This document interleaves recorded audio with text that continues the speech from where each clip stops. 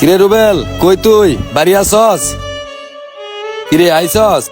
হ্যাঁ বন্ধু, কালকে তোর শুক্রবার, মুক্তার ভাইয়ের বিয়া। বড় ভাই মানুষ, দাওয়াত দিছে, যাওয়া তো লাগবেই। কি দেওয়া যায় কত? ভাইরে, মুক্তার ভাই তো বড় ভাই মানুষ, তারে যতই দিম ততই কম হয়ে যাইবো। ভাই আমরা তো ছাত্র মানুষ, 1000-1000 মিলে কিছু একটা দিয়ে দিবনি। 1010 টাকা, তাইলে তো আমার ভাগে 3000 3500 পড়বো। বন্ধু, তাহলে তো আমার ভাগে 3500 পড়বো। মনে হয় আমার যাওয়া হইব না। কি কস বন্ধু, তুই একটা কথা কইলি? বন্ধু, গতকালকে তো বাবারে ধাক্কা দেখাই আনলাম, তারপর এত টাকা বাবার কাছে চাওয়া কি ঠিক হবে? আমারও তো অনেক ইচ্ছা ছিল মুক্তার বাড়ি বিয়ে যামু, আনন্দ করুম, মজা করুম, অনেক এনজয় করুম।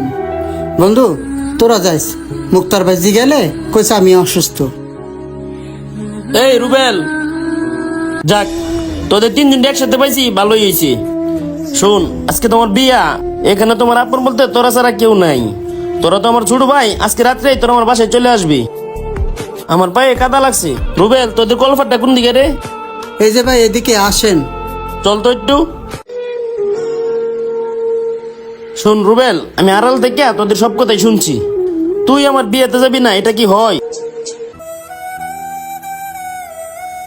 এই নে, এখানে 1000-500 টাকা আছে, এই টাকাটা তুই রাখ। না ভাই, থাক। এই বেড়ে ল, রাখ।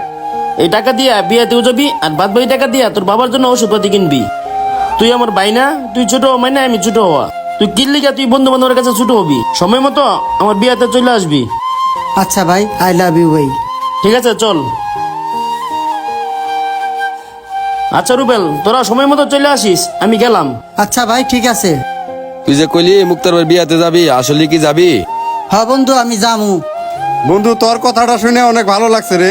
না গেলে আম করে যাওয়াই হইতো না। তুই না গেলে আমাদের আনন্দটা মাটিয়ে যাইতো রে বন্ধু।